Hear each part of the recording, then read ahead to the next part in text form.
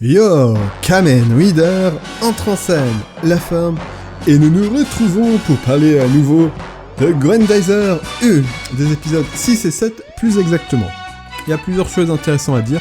L'épisode 6, entre autres, se concentre plus sur Rubina et sa sœur Terona, qui sont proprement vraiment introduits au sein du récit. On les voit interagir avec le reste de l'Alliance de Vega. On voit qu'elles sont très respectées, donc Terona est une guerrière, vraiment une combattante, voilà. Et Rubina, c'est donc la stratège, la tacticienne. Et donc on voit que même si elles sont très respectées des soldats sous fifre et tout ça, les chefs haut gradés, genre Blackie et Gandalf, ils les ont un peu dans le collimateur, hein. Tu sens qu'ils les aiment pas trop, qu'ils les considèrent plus comme des chieuses qu'autre chose. Et donc ça renforce vraiment le truc que Eva et Vega ne peuvent pas s'entendre, donc qui est aussi un peu dans l'original, qui peuvent pas s'entendre, et ça va sûrement faire des trahisons de tout va et des trucs comme ça. Ils vont encore sûrement se foutre en l'air tout leur plan et ça va partir n'importe comment. Et même l'introduction de Zuril dans l'épisode d'après confirme ça, vu qu'encore une fois, Zuril, c'est un type qui se la pète, qui est très sûr de lui, qui insulte tout le monde, et puis les autres, encore une fois, l'aiment pas, et ils sont limite contents qu'ils se foirent à la fin. Donc t'as beaucoup de factions internes au sein de Vega. Et bien sûr, Rubina et Terona sont techniquement celles qui sont les plus raisonnables, vu qu'elles ne veulent pas faire impliquer les innocents. Elles laissent même le temps, quand elles arrivent dans la ville en Arctique, aux habitants d'évacuer. Donc elles sont beaucoup plus nobles et tout ça. Donc elles vont sûrement se prendre un coup de pute à un moment pour la Vega, hein, comme dans l'original, il n'y a pas de doute. Parce que là, pour le coup, on voit Aquadizer en action qui se bat contre Grendizer. Et Grendizer galère et se fait même plutôt démonter. Mais c'est clair que c'est pas parce qu'il est plus faible que Aquadizer ou Terona est une meilleure pilote, c'est vraiment juste Duke se retient tout le long du combat et il va pas à fond, et même Terona elle dit il va pas à fond. Et donc c'est pour ça qu'il galère tout le long. Et parce qu'en plus quand on le voit, quand le combat est interrompu en fait, par l'arrivée assez surprenante du Marine Spacer. Et oui, c'est le début des Spacers aussi, donc les Spacers rentrent en scène, c'est plutôt cool. Et le Marine Spacer, sans aucune difficulté, il coupe littéralement un bras de l'Aquadizer. Donc l'Aquadizer est pas super résistant, hein. Que ce soit le Theodizer ou l'Aquadizer, ils ont pas l'air d'être super balèzes et d'être les machines les plus fortes de l'armée de Vega en vrai. Genre l'ennemi qu'il y a dans l'épisode d'après est beaucoup plus impressionnant, hein, pour le coup. Cette confrontation est assez intéressante et assez frustrante aussi, parce qu'il y a le bon vieux coup du malentendu, hein, forcément. Actarus, donc Duke, était sur le point de convaincre Terona de sa bonne foi, et commençait à se dire ah peut-être c'est pas un connard, quand donc le Marine Spacer arrive et coupe le bras de l'Aquadizer, et que du coup elle dit oh non finalement c'est un connard. Voilà, à nouveau retour malentendu, un pas en avant, deux en arrière. C'est un peu chiant, c'est un peu casse-pied et frustrant. Alors, c'est pas que c'est forcément mauvais et tout ça, mais quand les personnes qui regardent savent que c'est un malentendu, savent c'est quoi le problème, et dès le début, ça rend le truc hyper frustrant en fait. Le fait qu'on sache directement le point de vue des deux et où ça coince, ça fait que le fait que le malentendu persiste est casse-pied. Surtout que bon alors c'était pour sauver Grendizer, mais Grendizer, voilà, il allait régler le truc. Je peux difficilement jeter la pierre à Ikao, vu que c'est elle qui a envoyé Marine Spacer. Mais voilà, ça reste frustrant, ça reste chiant quoi, ça reste casse-pied. Après il y a un élément qui a suscité mon interrogation, qui a retenu mon attention. Alors c'est peut-être juste une façon de parler, hein, ça veut peut-être vouloir rien dire. C'est quand Rubina confronte Grendizer pour permettre à sa sœur donc de se retirer. Elle dit n'avance pas plus, Duke, à moins que tu veuilles me tuer à nouveau. Là je me dis, est-ce que c'est une vue d'esprit, juste parce qu'il a pensé mort, donc elle essaie de jouer là-dessus, ou est-ce que ça sous-entend quelque chose de très différent? Parce que de notre point de vue en fait, et du point de vue de Duke, et même ce qu'avait sous-entendu Nadia, c'est que Rubina en fait elle est juste pas morte. Hein, elle a survécu à tomber de très haut et à l'explosion. Mais là, la façon dont elle formule le truc, est-ce qu'elle serait morte, vraiment? Elle serait revenue d'une manière occulte étrange. Ce qui est des choses qui se sont déjà passées dans la saga étendue Mazinger Z. Entre autres dans Mazinger Zero, il y a 2 cas où ça se passe. Koji dans Mazinger Zero meurt à un moment, puis il revient en tant que cyborg. Donc ça pourrait être ça, donc elle peut être, peut-être que c'est un robot, ça peut vouloir dire ça, ou ça peut être le coup à Tetsuya, elle est morte mais c'est un clone. En celui-là je le vois moins en soi, mais c'est aussi une possibilité, ça, qu'en fait c'est un clone, genre on va voir à la Tetsuya dans Mazinger Zero ou à la Musashi dans Getter Robo Arc. Mais donc ça pourrait vouloir dire soit que c'est pas la même Rubina exactement, qui pourrait vraiment rajouter encore du drama, soit qu'elle est plus humaine exactement, et dans tous les cas ça voudrait dire qu'il y a conséquence à l'action qu'a fait Duke de presque la tuer. Donc voilà, donc ça crée du drama, de la tension, c'est plutôt intéressant. Et mais on voit que les sœurs, elles ont des doutes, elles savent pas, est-ce que c'est un trou de balle, est-ce que c'est pas un trou de balle. Entre autres, à la fin de l'épisode 7, Rubina, elle doute vraiment si Duke a vraiment changé, pour elle, il a l'air d'être la même personne et tout ça, d'être toujours sympa.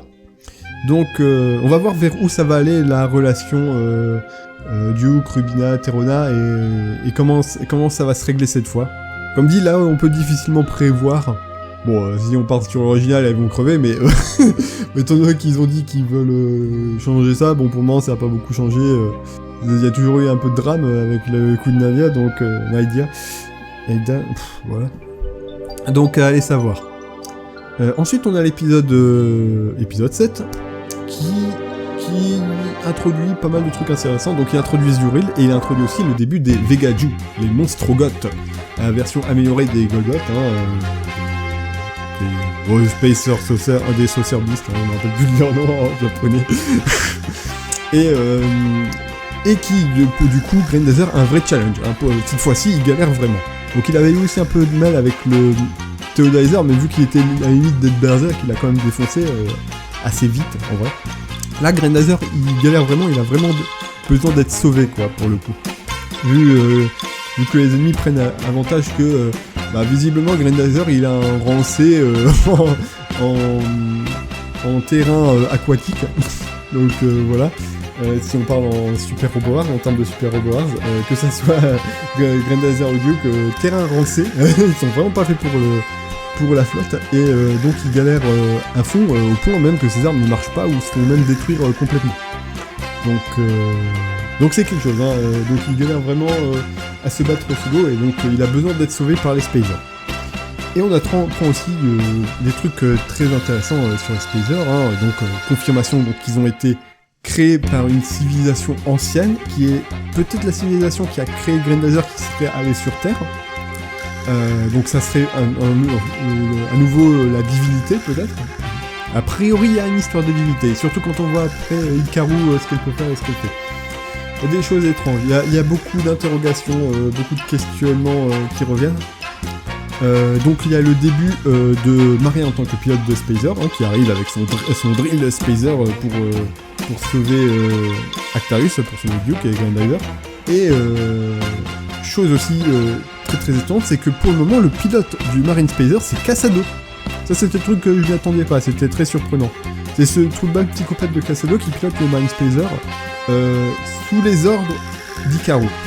Hikaru l'a envoyé piloter le Marine Spacer. Alors pourquoi elle ne le pilote pas elle-même, alors qu'on sait qu'elle peut normalement et qu'elle le fera sûrement. Allez savoir, apparemment elle veut tester Kasado pour savoir si c'est une bonne ou une mauvaise personne, et elle lui fait miroiter qu'elle pourrait le laisser piloter Grendazer. Alors est-ce qu'elle compte vraiment faire ça? C'est bizarre, surtout qu'elle a l'air quand même relativement attachée à Duke, donc pourquoi elle a à ce point besoin de Kasado, c'est étrange. Alors elle semble vouloir faire une rédemption à Kasado, et il y a peut-être moyen qu'il y ait une rédemption à Kasado. C'est assez vague, mais aussi assez fascinant ce qu'ils essayent de faire avec Kasado. Donc ils peuvent prendre plusieurs chemins, visiblement, vu qu'en fait Hikaru dit à Kasado, quand elle lui parle, oui mais t'étais pas une mauvaise personne à la base, et tu peux devenir une bonne personne. Donc par rapport au fait qu'elle laisse que les bonnes personnes piloter Grendazer, et que les mauvaises elles les butent. Donc ça laisse sous-entendre qu'il pourrait avoir une rédemption, et donc devenir un allié. Mais étant donné qu'on sait que c'est Ikaru qui va piloter le Marine Spacer, au final, est-ce qu'il du coup il aura son propre véhicule? Est-ce qu'il sera genre est-ce que lui servira de second pilote à Grendizer? Ça pourrait être bizarre, ou qu'il pilotera à ce groupe, voilà, comme ce que je pensais que ça serait pour Koji. Ou est-ce qu'il aura son propre mecha différent? Ou s'il a une rédemption, est-ce qu'il aura un sacrifice à la Naïga à un moment, et du coup il mourra, et ça restera sa rédemption? Ou est-ce qu'il va rester un rival à Actarus et que ça va être lors du genre d'un concours qui va perdre et mourir face à Actarus, et ça va terminer son cheminement de personnage, le développement de personnage. Ça peut partir dans n'importe quelle direction en vrai, mais le fait est que pour le moment on le voit aider et qu'il fait même un tag team avec Maria, du coup c'est assez surprenant. Donc très hâte de voir par où ça va passer. Donc on voit aussi le premier combinaison cross entre Drill Spacer et Grendizer qui est très cool. Qui me fait aussi marrer parce qu'ils utilisent le Drill Spacer pour fumer l'adversaire dans les airs en fait, alors que le Drill Spacer c'est plus ce qui est au sol en général. Hein. Bon, c'est même sous le sol, bon. Donc ça m'a fait un peu marrer, je me suis dit, c'est pas le bon Spacer. Mais bon, voilà. Donc, dans les 2 épisodes, il y a aussi, on voit un peu plus de Maria aussi, forcément, qui qui a, disons, pris comme hobby d'emmerder Koji, et qui a confirmé qu'elle a des pouvoirs de voir l'avenir. C'était aussi dans l'original. Maria, dans l'original, pouvait voir l'avenir, mais c'était limité, il me semble, ça fait longtemps que j'ai pas vu, donc n'hésitez pas à me corriger, c'était limité à quand des personnes qu'elle aimait étaient en danger, elle pouvait voir l'avenir. Là, bon, elle semble des fois raconter de la merde, à plusieurs moments, genre quand elle dit « Ouais, Koji, tu vas payer pour nous. J'ai vu ça, j'ai vu l'avenir, tu vas payer pour nous. » Bon, là, elle raconte des cracks, mais... Donc c'est pas clair exactement comment fonctionne son pouvoir de précognition cette fois-ci, dans cette version. Donc elle dit aussi que c'est comme ça qu'elle avait réussi à s'échapper en fait. Elle a vu l'avenir, elle a anticipé du coup. Mais bon, on va voir comment ça va être utilisé. Déjà c'est avec ça qu'elle arrive à trouver visiblement les Spacers. Donc on va voir où ça va aller. Est-ce qu'elle va en parler aux autres du coup, ou est-ce qu'elle va garder le secret jusqu'à ce que Ikaru se révèle à chaque pilote individuellement? Allez savoir. Sur le coup des Spacers aussi, il y a le cas d'Ikaru, encore une fois, et là, pour le coup, Ikaru, elle, dans l'épisode 7, elle lance des dingueries, elle en lance plusieurs, même. Donc c'est elle qui amène l'équipe scientifique aux ruines pour être étudiée, visiblement, qui semble donner des infos sur les Spacers et tout ça. Et c'est donc elle qui donne le Drill Spacer à Maria. Et donc qui envoie aussi Kasado avec le Marine Spacer. Et donc elle lance une dinguerie du style... Je suis la prêtresse de Grendizer, la prêtresse de Goldorak. Donc elle utilise le terme Miko. C'est Miko en japonais quoi. Miko c'est prêtresse en japonais grosso merdo. C'est la Miko de Grendizer. Alors là, qu'est-ce que ça veut dire? Alors ça veut dire, a priori ça voudrait dire qu'elle peut choisir c'est qui pilote Grendizer. Donc grosse dinguerie, qu'est-ce que ça veut dire exactement? Là c'est vraiment un autre mystère qui s'épaissit où on va en apprendre plus. Et surtout quand Kasado à un moment essaie de l'attaquer, elle te lance au KLM Anjenku Storm, elle balance une attaque de Goldorak, elle, tout seule, hein, elle a des super pouvoirs, et elle l'envoie valdinguer. Donc du coup, elle est pas humaine. Clairement, elle est pas juste humaine. Parce que bon, dans les histoires de Grendizer, t'avais des trucs, ça s'était déjà vu, hein, des personnages à taille humaine qui peuvent balancer des attaques de robots géants. C'était Minerva X qui est une androïde, et elle peut donc balancer des Rust Hurricane, hein. Elle est basée sur la Minerva X qui est un robot géant. Et le second cas c'était Koji quand il utilisait le pouvoir des Black Box, et donc il devenait une sorte de mini Grendizer qui pouvait invoquer les pouvoirs enfin, un mini Mazinger Z qui pouvait invoquer les pouvoirs de Mazinger Z. Donc elle, c'est quoi en fait? Alors est-ce que du coup elle fait partie genre de la race qui a créé Grendizer? Genre c'est une divinité? Enfin non, elle utilise le terme prêtresse. Les prêtresses c'est un peu celles qui parlent au nom des divinités, du coup peut-être que la divinité lui a donné des pouvoirs pour la protéger, du coup c'est elle qui parle au nom de la divinité. Alors vu comment c'est dit, et vu qu'elle dit que c'est la prêtresse de Grendizer, ça voudrait dire que Grendizer lui-même est une divinité. Là, je pense qu'on se rapproche quand même de la théorie que Grendizer, c'est un dieu qui a été robotisé, et ça se dit, qui a été robotisé, vraiment comme ça a été le cas de Zeus dans une des versions de Mazinger Z. À mon avis, ça, on part sur quelque chose comme ça. A priori, sur le prochain épisode, on semble partir... il est très probable qu'on va introduire du coup le Double Spacer, on va le voir en action. Donc là, on a vu quand même 2 Spacers en action. Il reste juste à voir le Double Spacer. Donc on verra peut-être le Double Spacer en action, sa combinaison cross. Peut-être qu'on va encore rester juste sur les 2 qu'on a là et qu'on verra la combinaison cross du Marine Spacer. Allez savoir. Je vois mal Casado faire une combinaison cross avec Grendazer, donc si c'est ça, peut-être que K.O. deviendra le pilote, allez savoir. S'ils partent sur le double Spacer, il faudra voir qui c'est qui sera le pilote. Est-ce qu'on va directement partir sur Sayaka, du coup, qui sera le pilote? Ou est-ce qu'ils vont laisser Koji piloter une première fois juste pour la référence? Vu qu'on voit que, du coup, différentes personnes peuvent piloter Spacer, vu que Casado, là, il pilote le Marine Spacer, qui est normalement avec K.O. Donc, allez savoir. Mais je pense qu'on va introduire le double Spacer, là, pour le prochain épisode. Et oui, beaucoup de questions. Ah oui, il y a aussi une analyse de Grendazer dans l'épisode 6, où ils disent qu'il est une boîte, qu'il a une sorte de black box, une boîte noire, avec toutes ses capacités inconnues. Donc Grendazer serait donc encore plus puissant que ce qu'il est là, hein, voilà. Et bon, ouais, il a une boîte noire, ouais, Mazinger Z, hein, dans Mazinger 0, lui il en a 7. Hein. Petit joueur. Après peut-être qu'il est plus gros, ça, hein, je sais pas.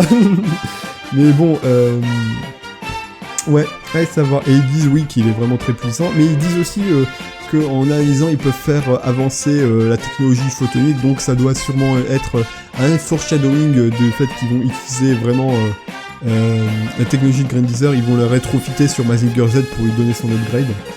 Ça va sûrement être comme ça.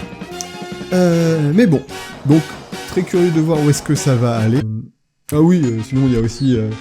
Il y a on voit aussi donc Maria qui emmerde Koji dans l'épisode, donc clairement parce que elle a le béguin sur lui, très certainement. C'est pour ça qu'elle l'emmerde régulièrement.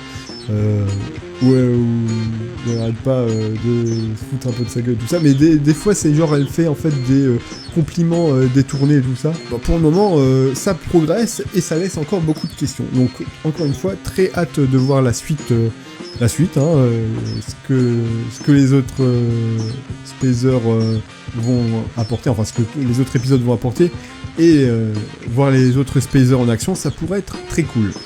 Et bon, étant donné qu'il y a quand même l'opening définitif et tout ça, qui montre aussi que Mazinger Z est en action, il faudra le revoir un moment. On va voir. On va voir comment ça va se passer. Allez, c'était Kamen Rider, je quitte le stage. Tôt.